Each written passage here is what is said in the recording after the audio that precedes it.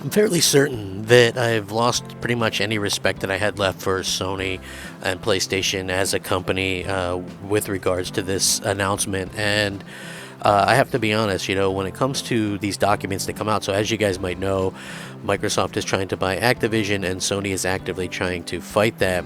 And we didn't know exactly what Sony has said to regulators prior to today, and now we know that Sony has flat out lied and misled regulators into believing a host of nonsense, to be honest with you. And a lot of it is very hypocritical, just kind of sorting through there. And it is very funny to see the media turn on Sony because they can all see that it's obvious nonsense. Now, when it comes down to it, like, who knows whether this deal is going to pass or not? Like, I don't know. Who knows? I believe it will.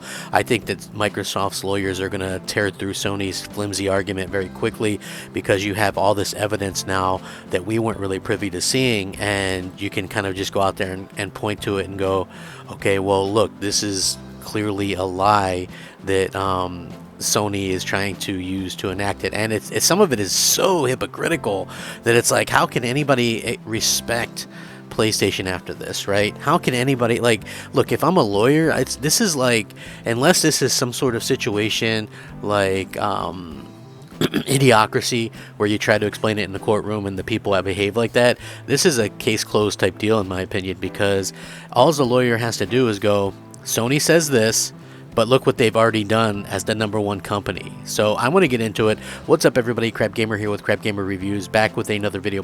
Thank you so much for checking it out. Please leave a like on the video, as it would help out tremendously. I'm looking to get 100 likes on each of the videos that I do. It would be rather tremendous. Man, I can't wait to get into this. Now, I gotta admit that I was pretty fired up when I was reading this. So we're seeing through some of this right now, which I think is pretty funny. So one of the first things that I kind of wanted to point out was this bit of information, which was this is what Sony said in regards to the transactions effect on consoles and multi-game subscription services. It says it's going to cause significant harm to consumers, competition, and developers. They say consumers would be harmed in the short term because PlayStation users would no longer have access to Call of Duty, or would be forced to spend $450 on an equivalent Xbox to play this hugely popular game on their less preferred device. In the midterm, a significant number of PlayStation users would likely switch to Xbox and/or Game Pass. Faced with weaker competition, Microsoft would be able to increase console and game prices for Xbox users, including those that had switched from PlayStation. Increase of the price of Game Pass and reduce innovation and quality. These harms would be amplified by the direct and indirect networks effect at play in the industry, allowing Microsoft to further raise prices or reduce quality once its position has become even more entrenched. So basically what they're saying is Microsoft would raise the price of their console and their games. Whoops, guess what? Sony really literally just freaking raised the price of their console and their games as the number one company. And the reason why they can get away with that is because they're the number one company. And as the number one company, what are people going to do about it, right? So the fact that they are complaining about Microsoft possibly raising the price of of games and consoles, which is something that they literally just did, to me is absolutely, I've never seen something so hypocritical in my life. They literally just did that. They did it. And, it's funny to me that this type of stuff is happening, and this is the type of thing that Sony honestly is talking about as a defense. Like, I honestly do not understand it. So, basically, Sony doesn't want Microsoft to act like Sony. Can you believe that? Like, that's basically what this comes down to. So, Sony claims that Microsoft would raise Xbox prices after buying it, which is so funny to me, and it's funny to see the way that these articles are coming out. Sony claims Microsoft would raise the prices, and Sony is worried that Microsoft will act like Sony after acquiring Activision Blizzard. So Microsoft will continue putting forward legal arguments around the future of Activision Blizzard. New angles and amusing anecdotes abound from both companies. The Competition and Markets Authority in the UK is examining the deal for Microsoft to acquire Activision Blizzard as part of the Phase 2 investigation. Regulators published statements from Microsoft and Sony, and these findings, which were originally submitted back in October, but are just now becoming public, outline the arguments from both companies. As part of its argument, Sony puts forward the idea that after acquiring Activision Blizzard, that Microsoft would be able to increase console and game prices for Xbox users, including those that Switch, which I just said. Notably, comes just months after Sony recently raised the price of the PlayStation 5, citing high inflation rates around the world. At the time, Microsoft said that it would not be raising prices on the Xbox in a similar fashion. Sony was also one of the first publishers to raise the price of its premium games to $70 as well. So Sony is worried that Microsoft is going to do something that they themselves have done.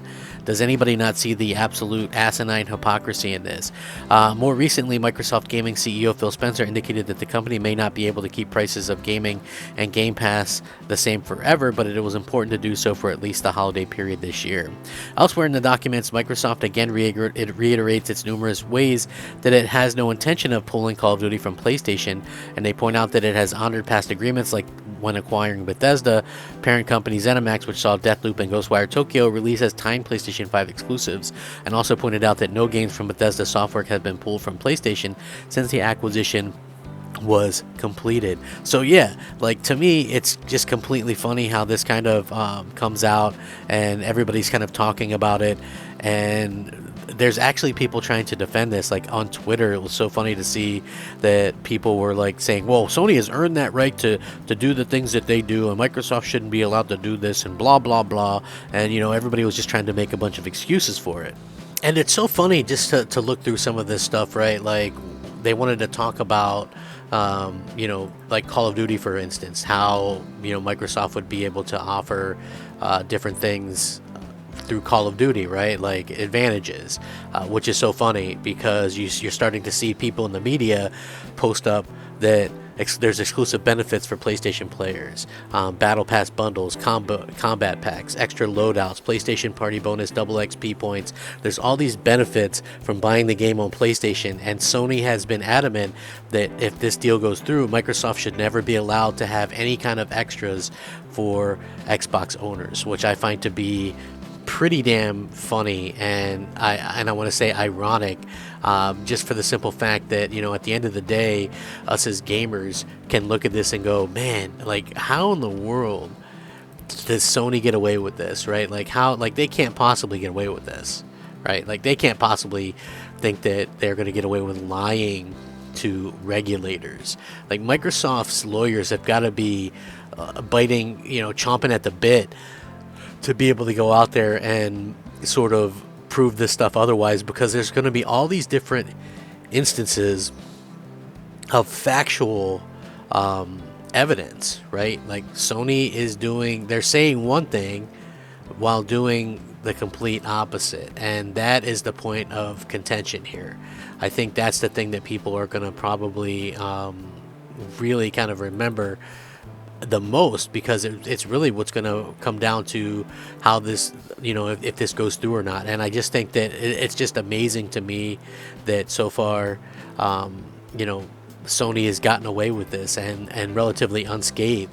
So, we'll see what happens in the future, but this is funny to me anyway. So, we'll see what happens in the future, but it's going to be funny to see the PlayStation fanboys when this goes through, and the reaction of Sony themselves. Let me know what you guys think. I'm going to link this. Rack 'em up, fact 'em up, Crap Gamer 'em up. Thanks for watching. Crap Gamer out.